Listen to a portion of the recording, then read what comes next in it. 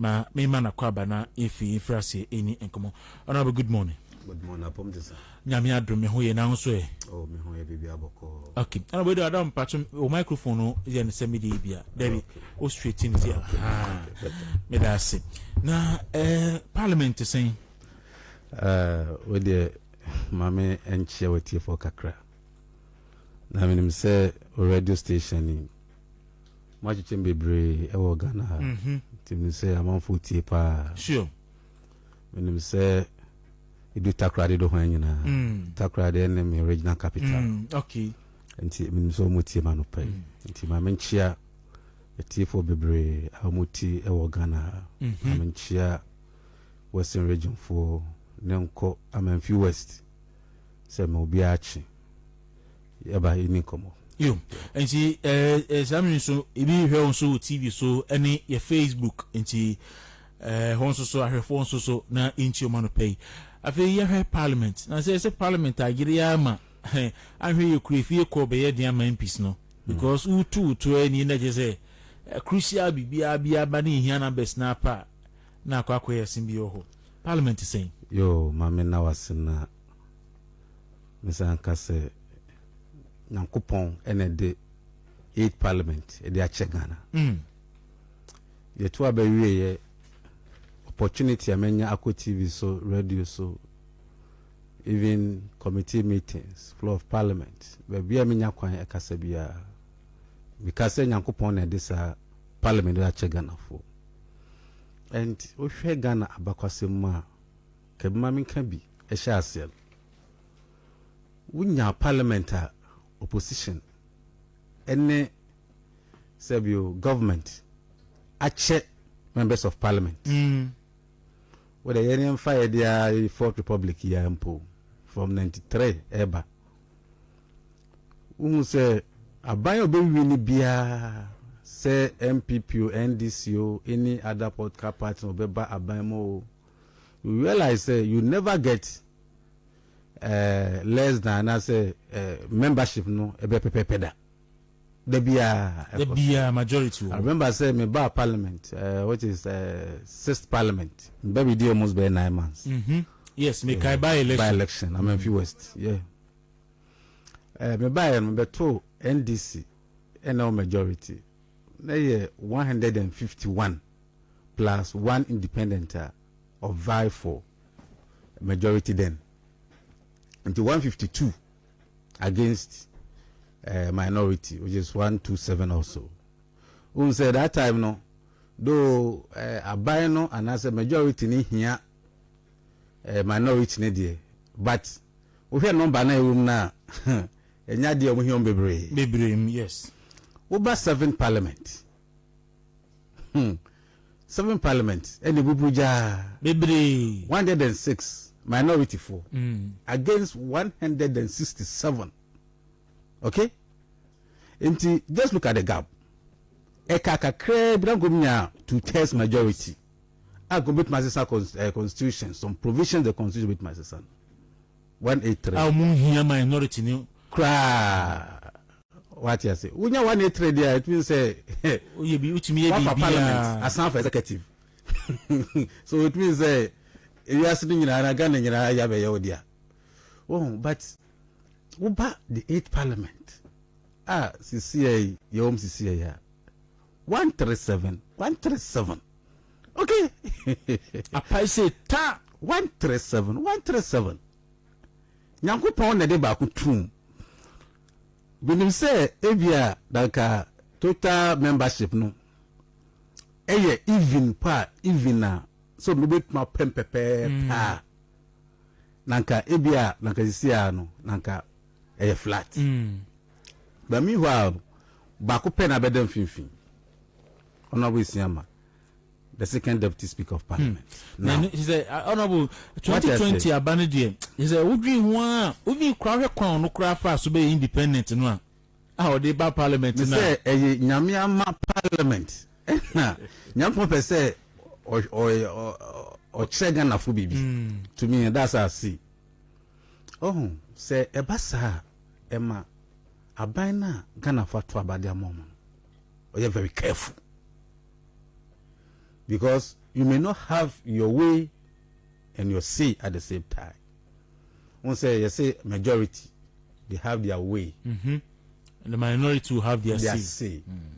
So having your way and the say at the same time, a bogana.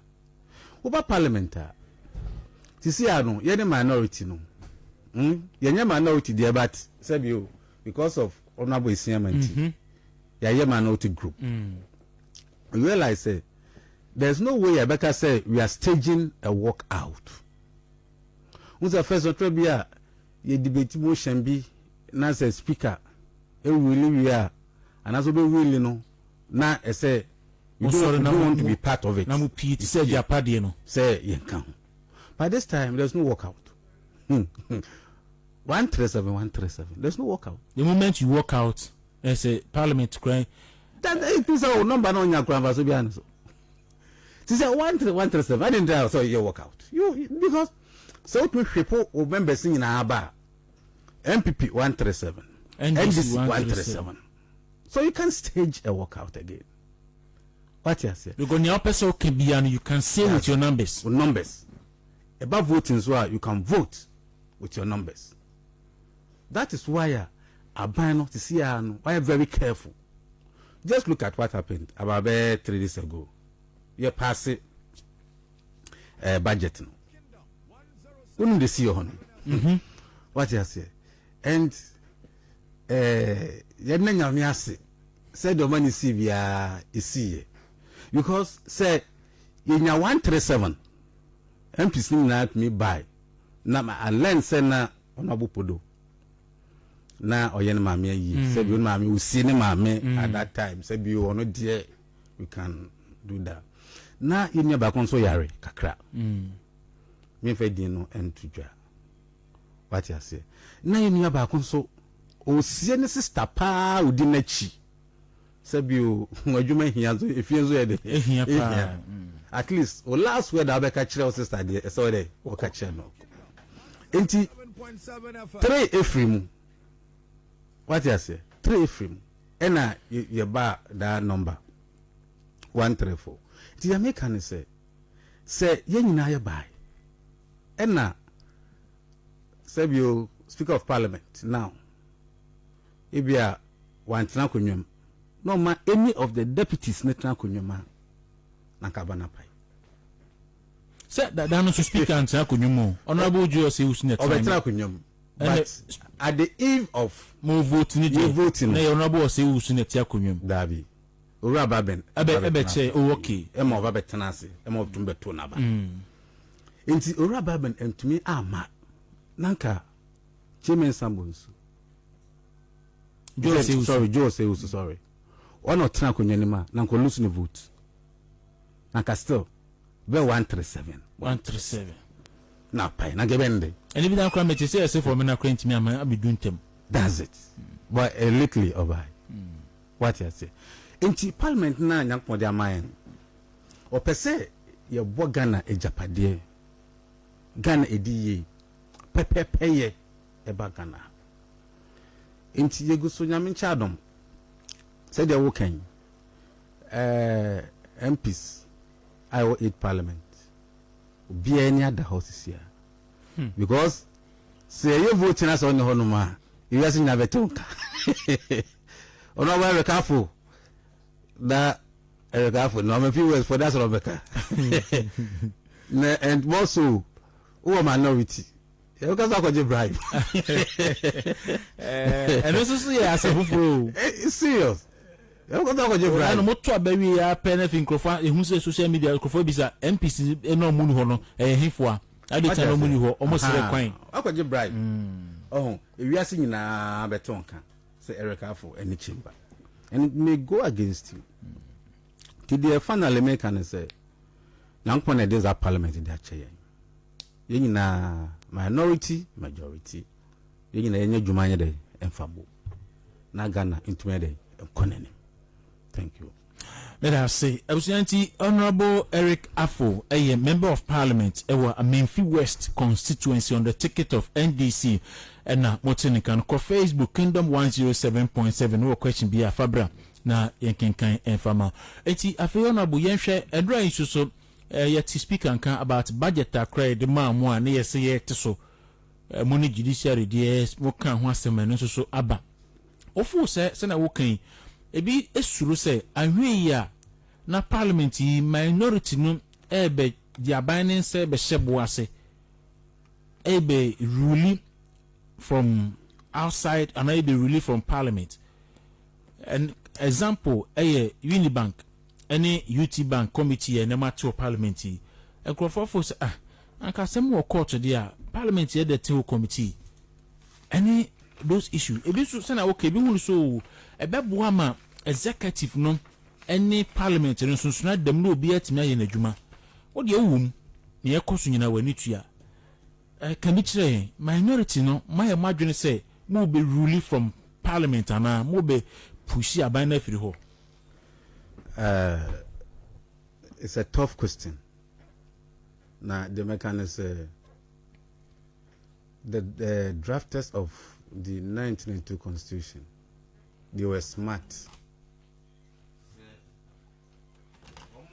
Chair akwanya ewo Ghana nyina edema the three arms of government.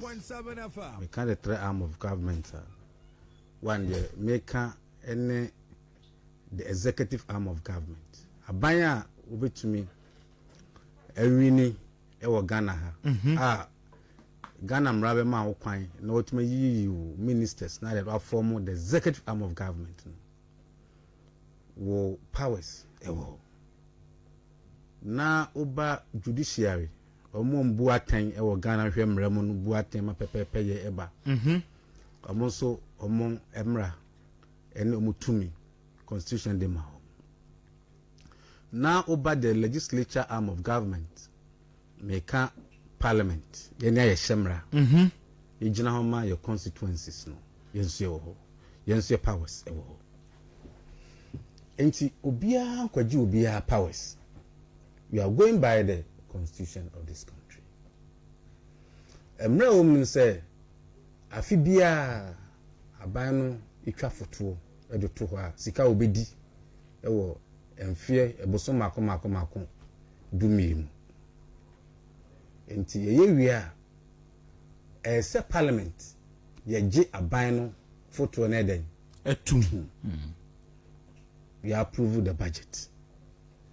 The parliament approve budget na abano ne ho kwan so be sika bia o man on to make a parliament wo in the budget ya na ansan ya ye pass yi se anko yi nanka ya nyantuma nanka jabeto Ghana.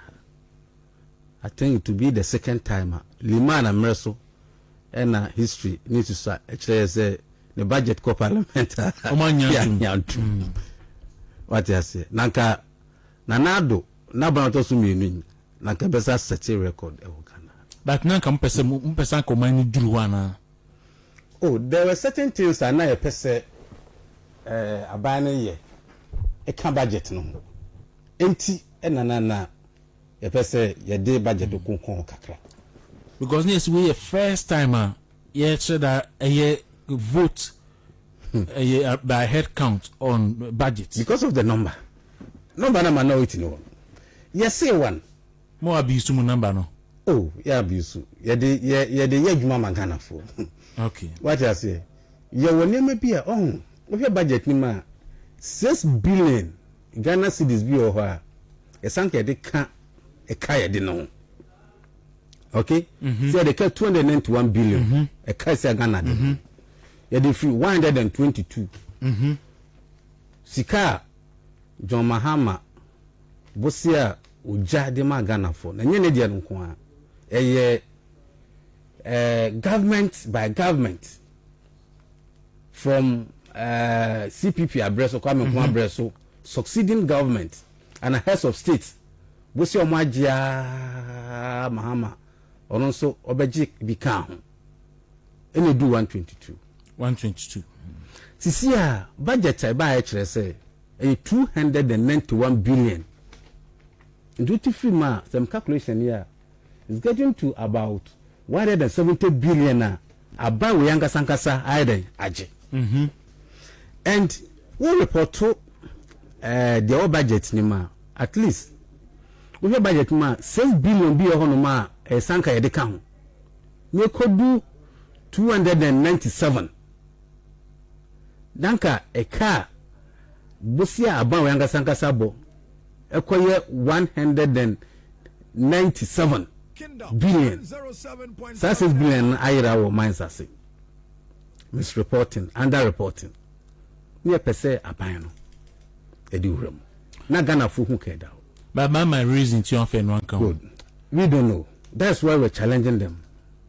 2 na ye per se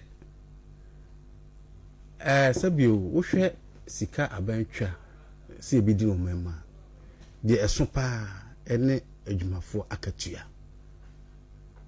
and eyemra say at least say wo be budgeter ese otumiti adwumafo moma bia adwuma aban no munina mu hia na mo hwe so betuma to akatua mu kakra edam adwumafo because definitely budget ababeyi ene we be introduce taxes timemufo no adwumafo no be affect you that way they make what you say but to meet pa so we realize say basa adwumafo nso ho be kire om nti taxes na wo dey ban wo dey we mu bola taxes ne taxes on banking sector problems na dey ban na dey good for any man na VAT ne na dey buy na about 6 taxes no eso to justify we hear kwan fa so a ebetumi ne Ghana funds akasa ni nyina ama these are some of the things na ye pesa aban no dey nesi form no ye dey they make what you say. So going back to your question, the American say enye se bia ye de number no ye de ebe sai niema but ye pesa aban no dey ne na ye dey esi form e wonne mebio they make what you say. Inti minority per se, we are not there to cause doom to the growth and development of this country. But a percent pay a bedding. So that's how I can. Sana, that's it. All right. I think the influence of your party on the minority in parliament. About the issue. And Minister no leader, Honorable Afenyomakins. Every easy mechanical leader as in leader in parliament, majority, deputy majority leader. I say, what party no a rule parliament no from Adabracamo party office. Sanity. On no bit makandi ope because se owo ehema uhun de wosum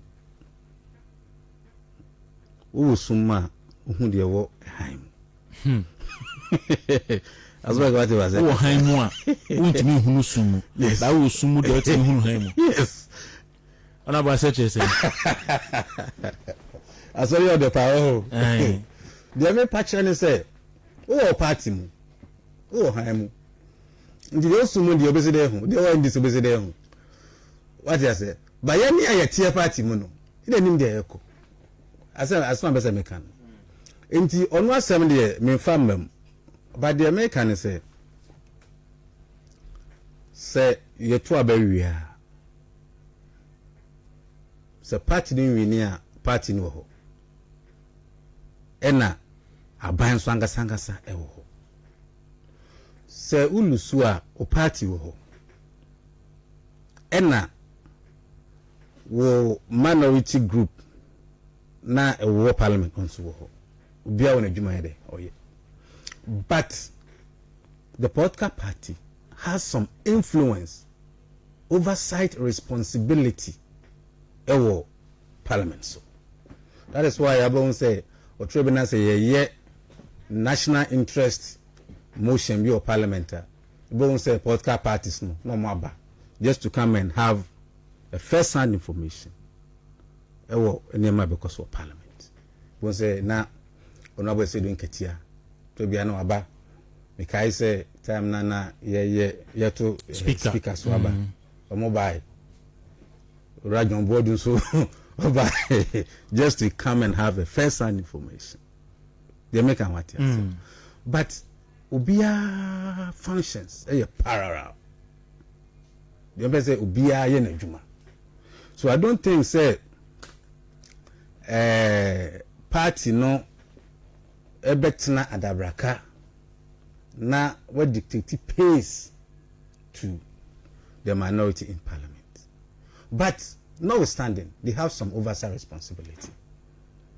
Say you what the Yamakrata and how they call a electoral commission on the ticket of NDC in the Ujinaye.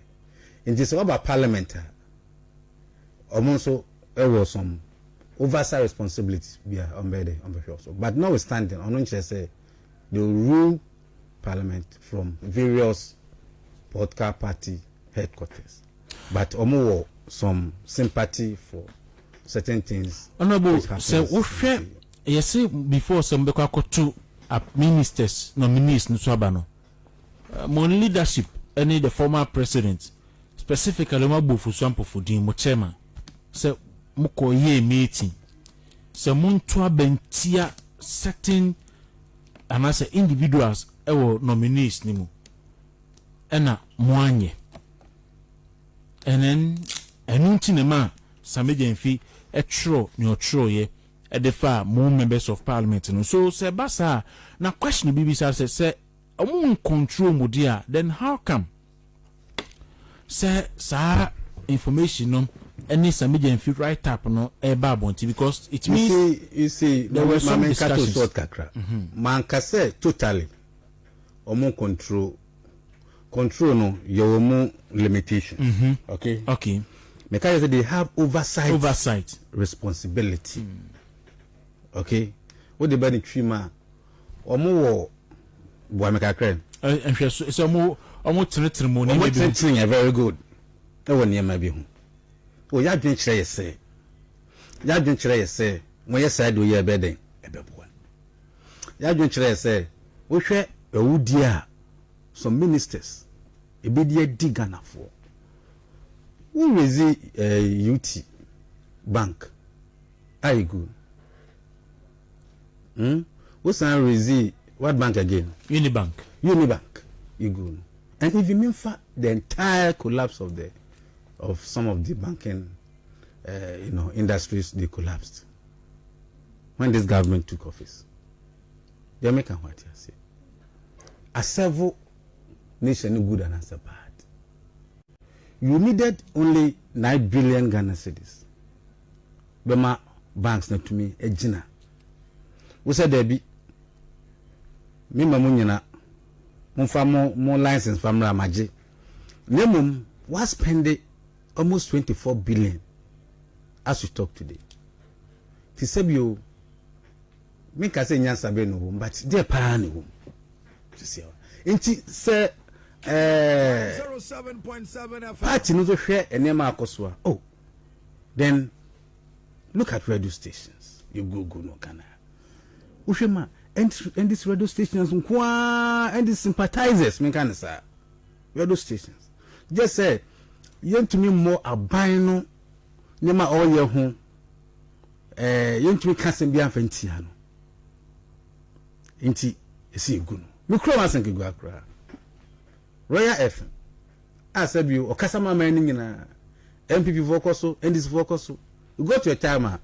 Now say you be can enema enya MPP. Inti you say you close the station down. In the part from because enema edi ye inti ye. E to so bi emaya ye tena mu for years no MPP aban. Dey free hin dey ko. They may say, fine. Adiana aban no eyen. Enya dia eyade papa. So the same ministers no almost bad dia. And we suggest it's a suggestion because some you nipa no say say boss mo no no go say ho. We suggest say this is the way the party stands or this is the way we want the members of parliament on our side to do. And there was a bone of contention. Sebio, Mia Madam for Minia Chief Ramutaka.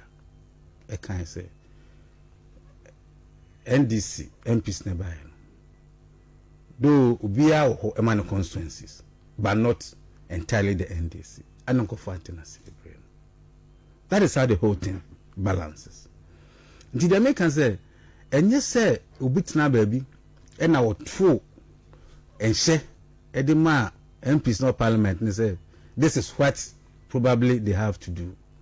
And the thing did not happen like because I didn't see disappointment in it too much to the extent say I say yeah to say yeah ko say now what do you say that's a fee any pie I disappointed or party for disappointed mama mun says if and I know near someone your choice say mundi kura do be because say mu bi akoji bibi Dero aja Debbie, you see,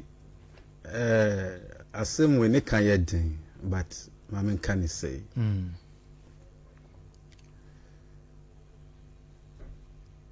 say, yet to a bar. Oh, so MPP ni. Me say example, me as MPP. Okay. Na unia enere kafo.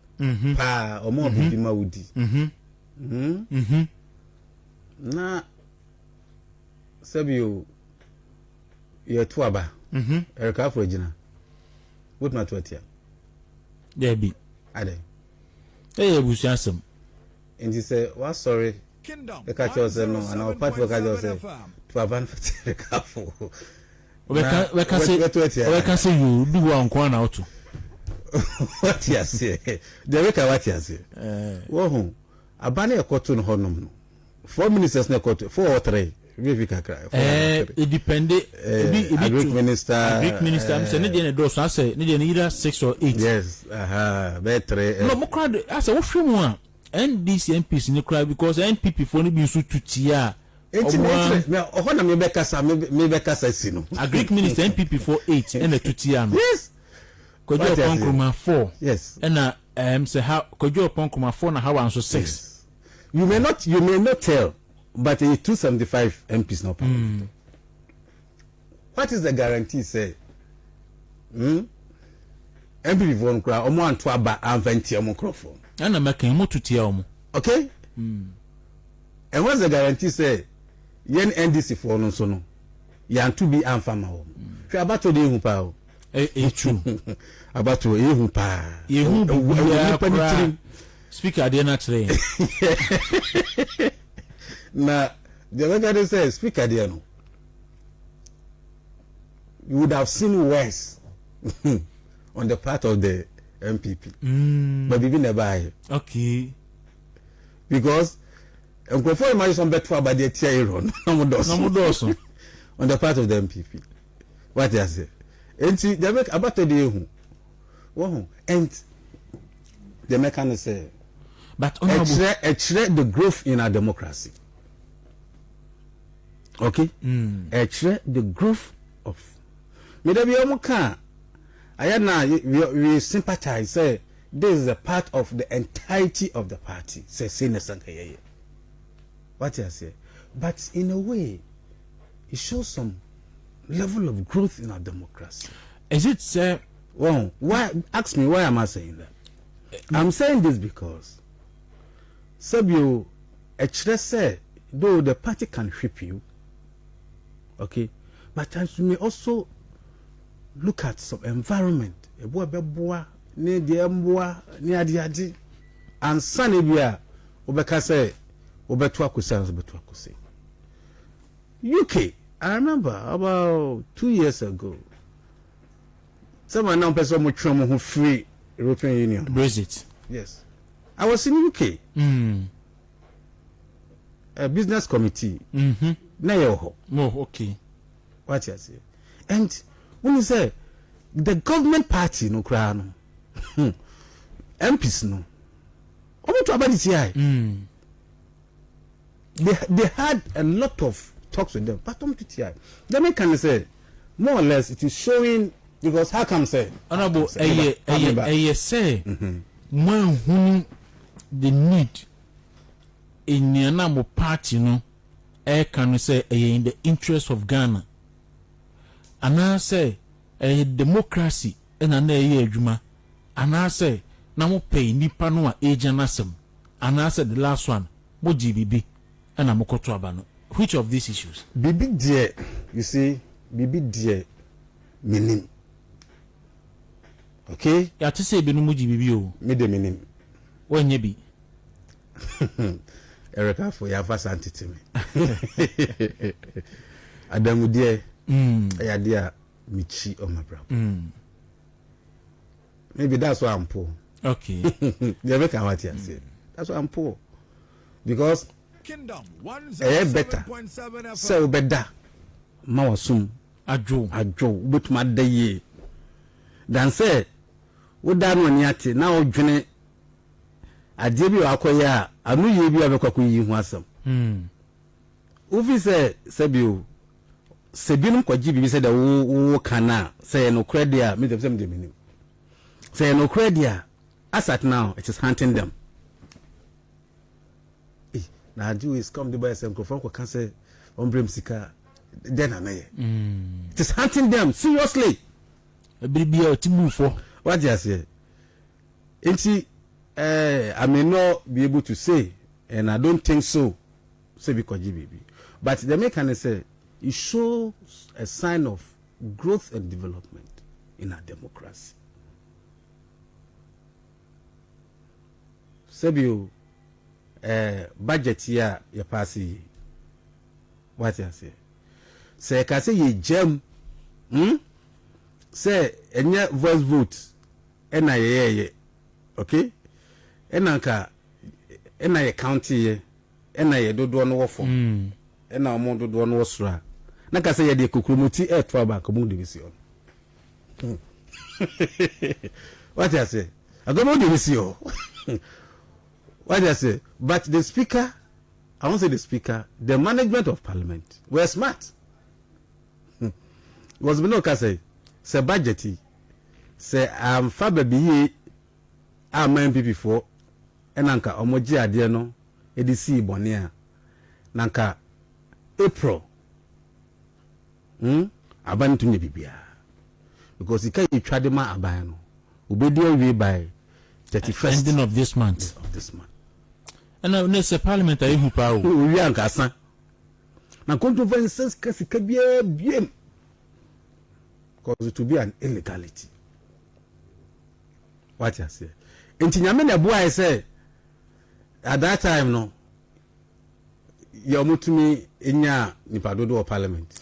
But so na bunamuni munisadia adichana mo insist on the voting because on the voting is say but I was any percent and maybe to 2 years. But and to 2 years when we say better to you a bit me and manisa man to 2 years actually say na say onu say you nanka that will be the end of the budget.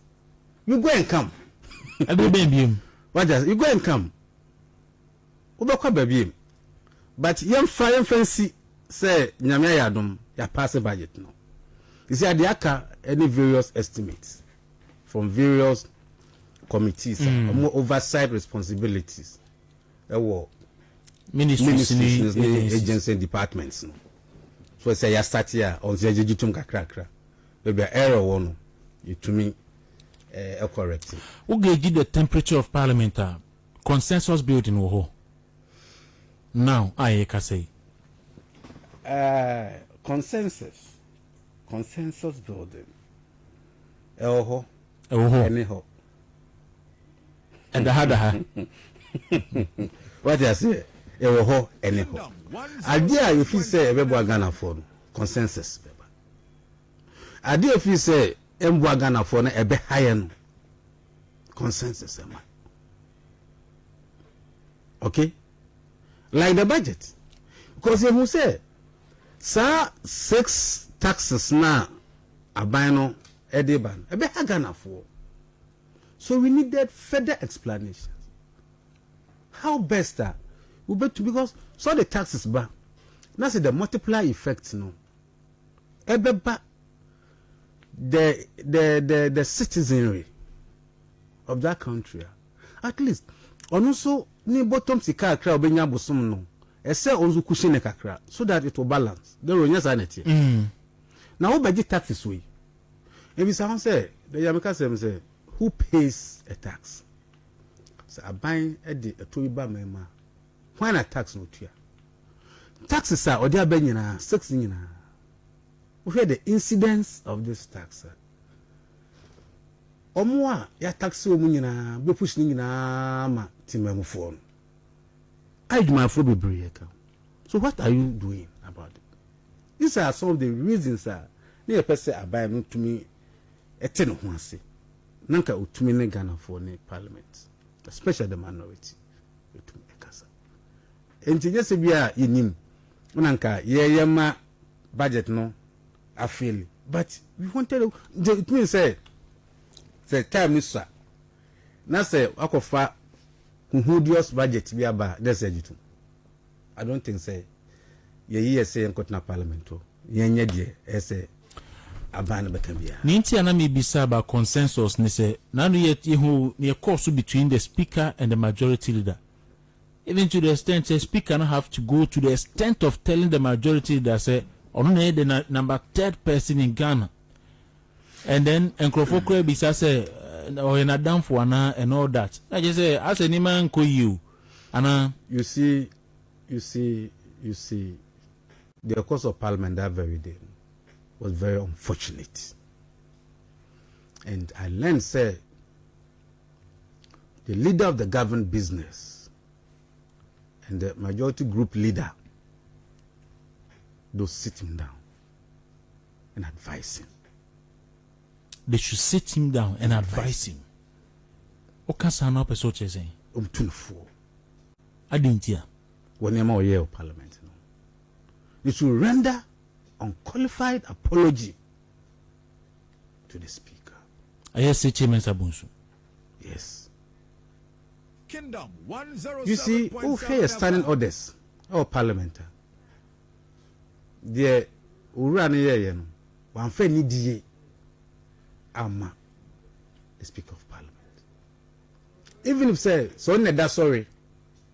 Even if say when ye wadam for Fabi Accra and yet the floor of Parliament. I don't think say by Parliament 6th Parliament they did almost 9 months so. Okay? Onu krampa na Urachi Mensabunsu ni MPP. No more opposition. The Speaker of Parliament then, meaning the way man na oneno ekasa or Parliament. Onufrio, Aaron by Right Honorable Aaron Michael Kwe by Nkwa no faso ne nakasa. So Ura Baben Abaye Speaker of Parliament. This is how you have to treat him. That you have to talk to. The 3rd in command of this country, Nenekasa. I don't think say the papa. And for that matter, I urge him, say one day, he has to render an unqualified apology to the Speaker of Parliament. You see, coming back to the question, so, dear, me can say,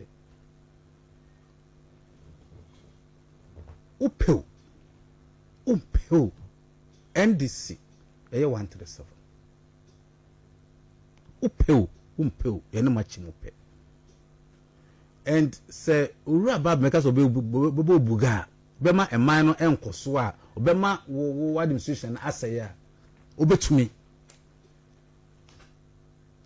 so number no kra ne kra equal kra mpa what will happen say okay what about ba make us say you vote on the budget. Now the speaker to amet na kunyum. Okay? Oto amet na kunyum. I send deputy ni ba ko betinam. Automatically ube lusu na. Balance it. They make what you say. That is why I'm saying that the MPP and the leadership on the part of the majority group in parliament should be very careful with the speaker. Maybe. And maybe I did back what kind of crime. I wasn't pleasant with it.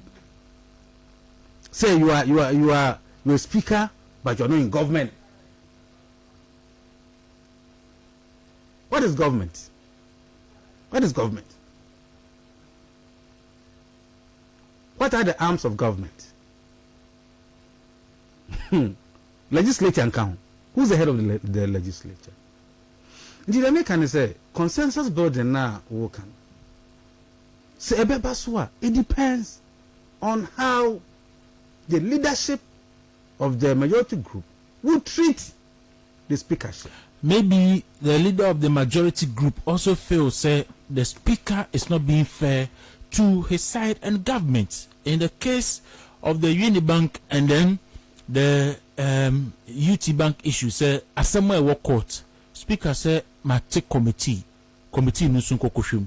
Meanwhile, yenimu say the two arms of government, eya montai Assemble Court to a parliament in Kanwasem, Assemble the parliament near the court to a veteran train so asa. So what happened? And at this time around the Assembly before court, yes, Parliament so anti 7-member committee. No munkonkohim. Kingdom 107.7 FM.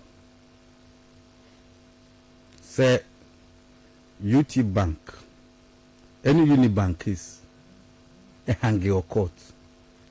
Now say personally, a petition, and a actually speaker. The speaker will say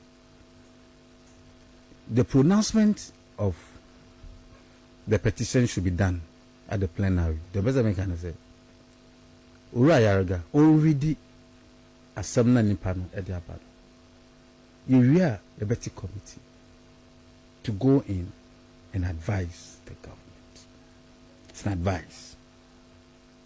It's an advice. They advise the government. But what advise the government now? Can government do anything before court be man judgment and say remember parliament oversight responsibility of executives. Make the same way parliament oversight responsibility judiciary. So who's about parliament? Your judiciary committee of Ghana's parliament. I don't know it is a committee. What do I say? To have an oversight responsibility and advise. Ebukra nanka sa 7-member committee no. Nanka sa no nyina ama ena ye ena ye de sa suggestions. E koma judiciary say asana mo kanu petition about parliament. My parliament say anka mo ye ni say ya anka any prejudicial because afena court ni be determine. It depends on how the judiciary would like the matter to be by going to the statutes of this country. Okay, Sabio Ayawaso, where's you going? Yati commission. It's a commission. The recommendations of the commission echo presidency no. The action a file. Amu issue white paper. And Kofi Kazi punish you, na punish you. No, not that I know of. But we were actually say government may take commission because it wasn't before any court of competent jurisdiction. The mechanism say Abana Kasankasa commission or TN. We already a friend's report a command. When so okay, but at least commissioner Yajuma, at least a contractor. It is a UT any Unibank the petition about parliament.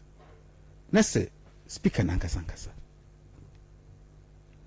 at the committee we report about these are our recommendations. Who knows say recommendation who knows the recommendation na beba krano parliament krabeka say okay since a case no court krano we don't think we should proceed. Who knows What did I say? The speaker is the speaker. But honorable, if that is the case, then what will be the essence of having the committee in the first place? Me say, who knows? In which way? Say now take committee anyway. Now the recommendation come out government. Or see my parliament recommendation, but as 7 will court 20. Mean to me can want some. This a court of many more area. Parliament aye na juma. Parliament aye na juma. Nipa na or the petition ne bayan. Who say parliament also responded to the petition. Okay, at least nipa na be who say ukokota. Kokota. Magistrate and as a judge. Uliza sama wakawasa mnyedo. Na so beja kwa mo wakawasa ma afirimu. Na wakawasa mi wi a, wo na wakawasa no be hu say asma me kan die. Makama asemo na so me difo. It is a nipa ri bo afo wi a. One gas akwa makama asem. Don't let me come at us. So why don't you allow the parliament to work? All right. Abisia any sefena do afidia to us here Kingdom 107.7 and Opankumu Jumedini Honorable Eric Afo a member of parliament ewa Menfi West constituency ena yenno edin komo ya Facebook a Kingdom 107.7 FM so honorable before yamma parliament in 7th of and if any constituency komo so kakra because e hon so ehia e ho for na do ba parliament orofuriata but your vetting committee the win so or more business committee orofuriata ni microphone him with anxiety the vetting send Andrew call and ultimate monitor pa na net was saying you see obia pese uti serveting because if you say enema nkoyi wo Ghana and the engine room of every government is the Minister of Finance. Okay? Engine room of every government is the Minister of Finance. And we share a nema akoso Ghana. I hope Trump of Akum. Bush MPP are buying a share 2016. I yent to many so. Ya didn't da a dadan. And remember MPP are buying. Ebe with the financial sector. Google banks akodo. E dia ho kire e ba Ghana ha. Omom sika asay akam ewo microfinance institutions, the banking industry, fund management. O Ghana Gold Coast. We no mo ka say ko fashion mo ho ahoma ekuomo. Good Coast customers. Memfa feze back even say DK. The DK they say anyway men's good. Yeah. Akwabira. Men's good by saga de by na akwabi play with the social media. Say this year say you don't besides cause this car the big kind of men's good. Make a men's good as we have to be a Ghana for cool man. One say Ghana for a bridge. And though the presidency is there, but what policies as a Minister of Finance now they become and a ban bed ibejina so they Ghana. Into the Americans, people were expecting so much from the minister. But the demeanor of the minister yesterday on the part of answering questions, especially the minority MPs no more committees in this now. Most of them were not satisfactory. Most of them. I also with the budget. Well, what do I say? All stuff no need trim now, or they will Ghana for 4 years. The same things are coming out. Okay, they ask a question like this: why have you borrowed so much?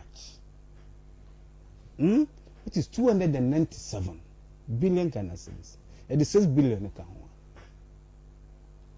And what do you have to show that you have borrowed this sum? So you want 22 billion FEMA. almost 177 billion. Now we GM. And now the was talking about COVID. COVID bad. So 1 year COVID issue. COVID as a cousin what different. What say 19 billion a free man. 90 billion cry. Then how the year. Because we know as say the Ministry of Health or direct control on the finances of COVID can only account for Sika also be doing some. A member of the health committee. And we asked the minister. Or this car abiding some. $100 million. $100 million times 7.7 saying 570 million Ghana cedis. 19 billion. What's the what you say? 23 say 21 billion I was spending on the banking crisis, financial sector cleanup. Free scanner can work 12 billion. I quite hold on a now Mohammed Jagu na want to know you know. Sukua dan hold e-blocks no. I bet to me ama that double track free muma expanded the growth of free secondary school education in this country. Have you done it? Where is the money? And answers will not come. Who you Andra? I'm your veterinary a breaky. Because who said me my day? I said no crab to us. And then no number to us really. We look as a crab more. What you say? And did I can say Ghana for you na share. Papa, a kind of us were bit me in some year canal. Now some mockers are seen it trusty. Don't say be cancer nurses of you. But since the trust is second day, you say Sanote and the Sanote, the but Abroso, and not in the Brusso. What do you say? Let's see observation. I recommend this mo committee in person and as a parliament. You see, based on Indra who you know. Me as member of parliament, say metnaha. Because I have to mehubi, but I have to also see the report from the vetting committee. Say report in a bar. Okay, your name means division bar. It means we want to man take a decision. And say 275 MPs now. And so it take a decision. Onufi honma na aba on consensus or by majority. Majority ne say nipa dodo no say yemfama no ana yanyintum. Okay, it doesn't mean say MPP NDC by majority decision. But we also have another contest by majority decision. Say Ebia abandon members na work committee in solo. Majority group members no. Say omopen. What you say? Na on consensus. Consensus ne say yenyina. Yeni a working the mefre menyina ye say. Okay? Say ebasa you have to look into it. And perhaps those on the committee may have information for many. That's why the fact say they are asking the questions kind of maybe they have some documents or more many. What I say. So you have to meet them. Okay, you say you're into by consensus. What are your reasons? What I say. You share we all decide. That's why we have a caucus. Okay, that's a caucus. Caucus no, the whippers say, if you say yeah, ready.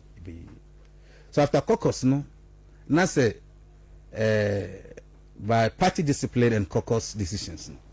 See now say if you say obetua mana they're not for man. Want to man, then one baby I would do myself.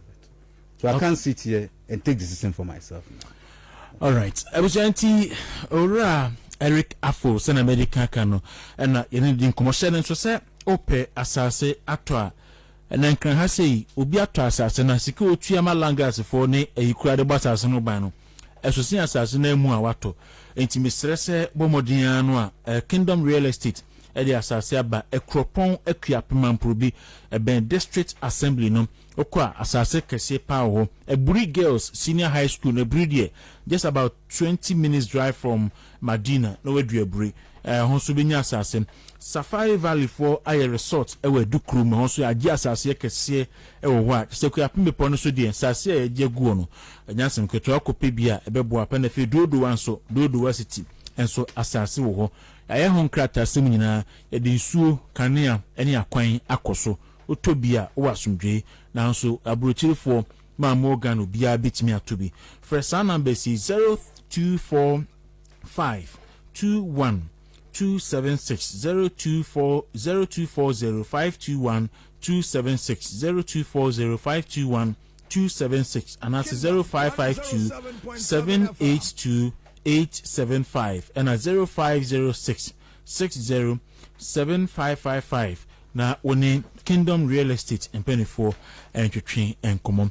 Enti honorable afei yanhwe constituency kakra aja amenfi West 14 ene wote parliament oko be sumomom be 9 months almost side oko biem okunya 4 years almost side 4 years account ho ofo say di enti na omugusu ko mu omodo ko say last one put the onya 52% or so dey na wo ye na sonko ho yo meda wasifa say beside this question I'm in West or Western region you wasasa so me crook pompa asenkregwa matu hodi pa what you say me mebusuanfo bi wo enchi okay enti asenkregwa de mota abudi pa ba me ade me ma ho da the next bigger community Samra boy okay so what is Samatex that Samatex football club Matepa first division bo mo de Matepa almost wo ho no okay wo baby ze fed mumuni Christian Kwanta okay so are some of the bigger communities Asankra Breman Mosia so Sankra sign other places and a former Amenfi West Kingdom 107.7 FM Amenfi West baby say NDC any hope the NDC there Social Democrats I need before the Honson about 60% of the communities near rural and 40% a bit urban. That's in Kugwa and baby NDC any oho and a name being a crabia NDC aban etumi communities under the leadership of some of us and a dear do baby I then you do. They make what yes. Mitipa. Oba Menfi Wester. The major problem nikita pa any akwanwansa. Akwanwansa mekai 2016 ambeye MP. Abandada no the DNS form through the lobbying of the member of parliament. Ya kwa timponi nyina ya the mama contract. Can be at a say free as a Guaco Summer boy, Eco Pristia, what a Pristia, they're my true contractors and a cocoa rose. That no can in your cry out to some level, a quano, a bit too more and this onion in your composition. But among them who say NDC buy under the watch of Erica Fu, Saquanina, a demand contract. They're making what you're saying. Oh, but some of white town rules at that time may buy 5 kilometers at the contract within 9 months. Over Asengwa town rules through my time 3 kilometers. Yeah, asphalt here was asphalt. So we will call even some of the bigger communities are so sense in the world asphalt or asphalt.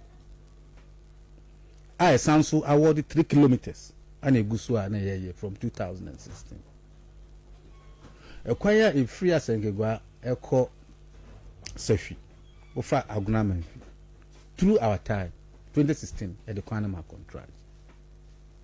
Into ba akwan ho asema menua ube hu say NDC under Eric Affo your boy homodem, and this is the work of member of parliament. MP and physical jobotom abentwa sika bia farmer say budget ya approve yi Eric Affo MP and Mfi West usika di ni pakwa mpuntu djuma. What I say, but MP no ekoko lobby enema no edeba ndomu say akwan kwa ho de Eric Affo bo no modern, but ya ne say emfie nan a MPP ababai akwan ho do ameka ye nyina eje nyina de gu ho e kan rosa aka o Ghana ha no. So the things Eric Affo akoje ade aba na say aban we so nya de be san do akọ ye do beko say ade endis be ba konwa so ya kwan nyina be de e be de amai etosumi no papa Mfi West one of the communities and a municipality na ya pom de ho stem from kakra, because 2 hospitals are in private. Bakon is run by CHAG, Christian Health Association of Ghana, CHAG. Hospital Catholic hospital na was in Kruger. Okay. Nasa Matex, Samra boy almost so back. Do a private hand. Though the government has some control over it. Because they're private. They're private. Until me imagine say no. Me come to the scattered. Then Eric, what can you do? What I think I can do is to create a lot of cheap compounds. Hospital getting na I won't cry na say. Create me could see you MP this come to be see. Until I make sure say me ba come down me come. Okay, me person create cheap compound. Oh, yeah, 3 bedrooms view ha. Honorable Rabbi CC, near CC, we need help directorate from municipality. CC we are near the Anesi for no na the Debegum. See, me buy me creating Makumako 35. 35? Yes. I'm a good one. See, I'm Mrs. Singa Cracker. It's MP, you must say, man, I don't bet about it. They make a what you say. Me buy 2016. Projects are not my predecessor. Oh yeah, it be a police station back when I was Sankra. Maybe my baby read their mom. We MP's common fund. O call Quaben. Clinic is here back one or me buy my bed complete here B. So ye that 2 private hospitals now. Or no na obojuma pa. Suku ana wasankrasa no ma be sia wi abi suku ana wo yerase mesi mabie esosha mesi mabie all within 4 years. What you say cement a hold on your ma media renovation of classrooms na dey a lot so me ka say me jina kan so you can take the whole time. We a full day, so if at the full another day, full day. Near cross and Kregankwa, Mfi West and Oba youth empowerment. So you kwada omusun adwuma ya boa wo mo. Kwada yitiomu school fees na dia de. E ma me no ma omuhia not more than 500 Ghana to start petty trading. Na dia de nyina through our little common fund I demand. Yotumi yesane meni nyina dia. Enti say ufi baby na say oba na Eric Affo baby jina. Couple with the records NDC yeja ewo ho. Rural electrification. And this na den kania ba community ho nyina.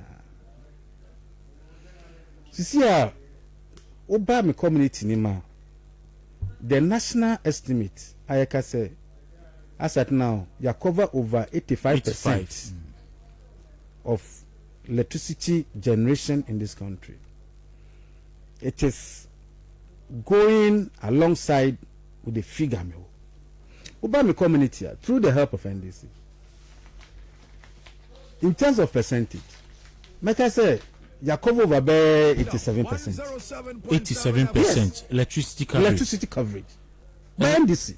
Yeah, okay, there. As MPP by you need be one common, one community common to me. National grid and Kotoso. The Akano, then now contrast so. About 24 communities. I award lemons. No more yet. I within the 4 years. I buy Faba can cry in the end. And they know say careful. Ba obebu amenyaye. Enti me na ba na begu so akasa. So one yet that's NDC ba. Yebe ya momo. So they have trust and interest in Erika. That is leading NDC over there. The NDC there man, I didn't try yento ano so. Me ko he a portal no so me say and me hu se ba ko portals no ba could describe say Mahama boy retain Amenfi West. Yes. Oh yeah, Mahama boy. Why no? And they say oh come on more say GM in Samara no. He has to come back. Soba. He has to come back. Economic intelligence unit say mo betimi awin you say mo sesa no a ohun ye. That is what they know. That is what they know. What was say oko try exams question no a general. Okay. Then so examiner no or mark defendances. Because that is what Erika Food knows. Okay. That is what the organization knows. So they should, you see, they shouldn't start this. They shouldn't start. The party has not started, so they shouldn't start this. Me per se, say 2000 na oma penyi jeje ho no. Aban per se oba no. Sabio omo maneuver aye kosesa ifunegu mochre. Eme gugu abantren so de bia oba ba ko na da abantren so. De bia baba ko na da abantren so send this folk kuma Ghana as a propaganda. They shouldn't start this. All those who started NDC for my main cancer already used to say NDC for they are not. We are rare NDC ni.